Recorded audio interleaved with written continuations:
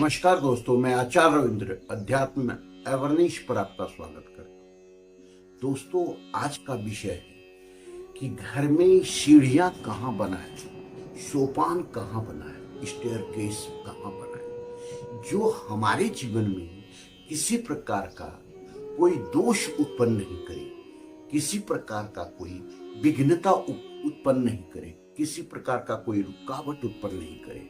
इसी चीज को समझना है और इसी साइंटिफिक ढंग से समझें, लॉजिकल ढंग से समझें, क्योंकि यह आपको जीवन में तरक्की दे सकता है। सीढ़ी का मतलब क्या होता है, लॉजिकल बात समझें। नीचे से ऊपर जाने की प्रक्रिया सीढ़ी है। तो ये तो क्लियर हो गया कि सीढ़ी जो है आपके जीवन में प्रगति के द्वार खोलते हैं। यह कैसा द्वार? रंक से राजा बना सकता है और राजा से रंक बना सकता है। इस सीढ़ी में इतनी कैपेसिटी है क्योंकि यह उतरने का भी है और चढ़ने का भी। तो ये तो क्लियर हो गया कि सीढ़ी हमारे लिए वास्तुशास्त्र से बहुत इंपॉर्टेंट है, अर्थात सीढ़ी कहें कि बहुत महत्वपूर्ण भूमिका निभाता है, बहुत महत्वपूर्ण योगदान देता है जीवन के विकास में। जीवन के विकास में सीढ़ी का बहुत बड़ा स्थान है।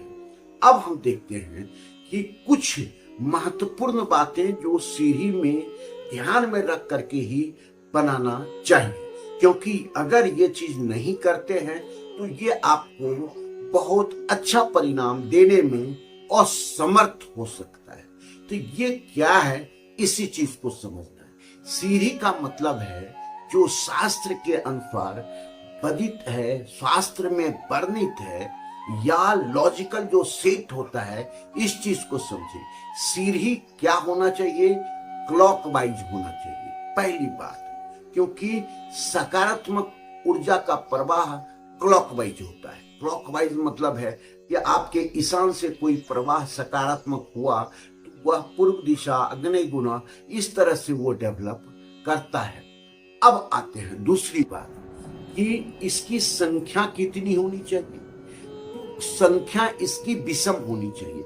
विषम का मतलब क्या होता है, इसका ये चीज समझे कि जब भी आप 2 से भाग दें तो कुछ शेष बचा रहना चाहिए, यही विषम संख्या है।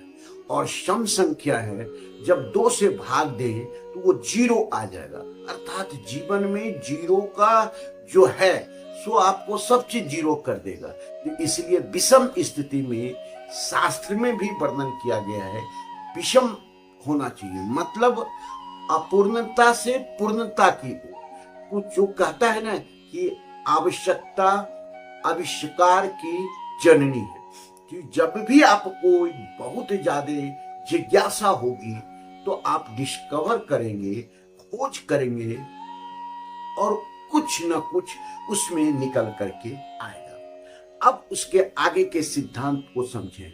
जब भी जीना बनाते हैं तो उसके ऊपर, जीने के ऊपर हम एक टावर हाउस बनाते हैं। टावर हाउस का मतलब है कि जब भी आप ऐसे भाग में बनाएं जिसका टावर ऊंचा हो गया तो वो आपको पॉजिटिव रिजल्ट नहीं देता है वास्तु के अनुसार।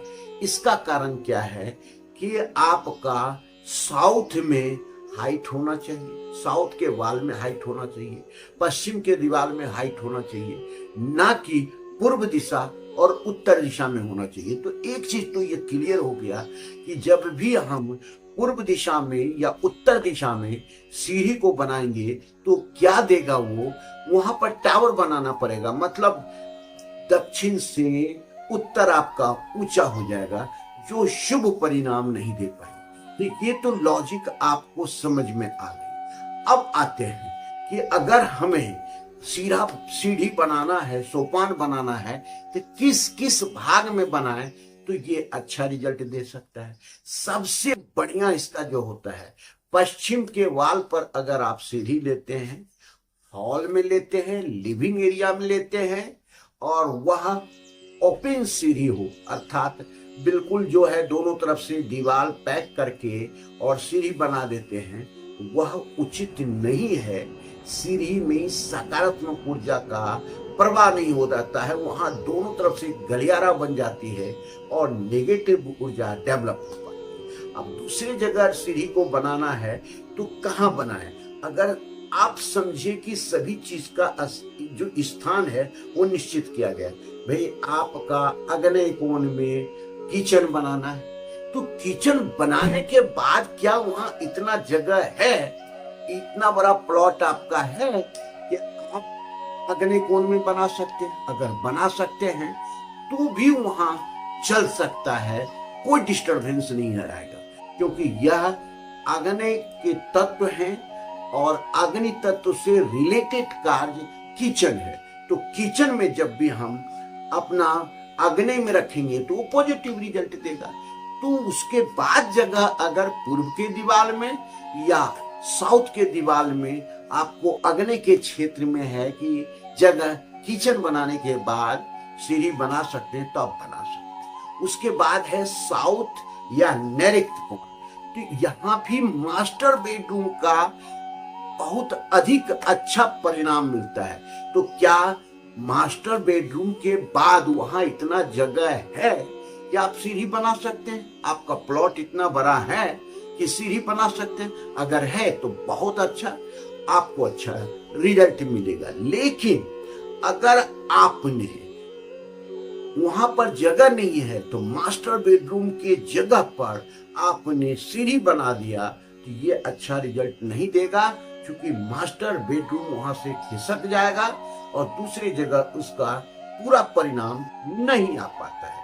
तो ये चीज हो गया कि आपको अग्नि कोण से, साउथ से, नैऋत्य से और वेस्ट से ये सीढ़ी का पूरा क्षेत्र हुआ जहां आप बना सकते हैं। अब प्रश्न उठता है, क्या उत्तर में बना सकते हैं, पूर्व में बना सकते हैं?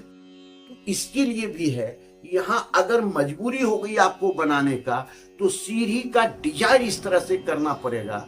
जैसे डिजाइन क्या है कि पक्षी के पर जैसे बीच में एक आप बीम दे करके और ओपन जो है सीढ़ी आपने बना दिया तो ये आपके लिए बहुत अच्छा रिजल्ट दे सकता है। क्योंकि इससे क्या होगा, ओपन से कि सकारात्मक ऊर्जा में कोई विपरीत प्रभाव नहीं पड़ेगा, क्योंकि उसमें आप जानते हैं एक लैंडिंग होता है, ये लैंडिंग है और ये राइजिंग है।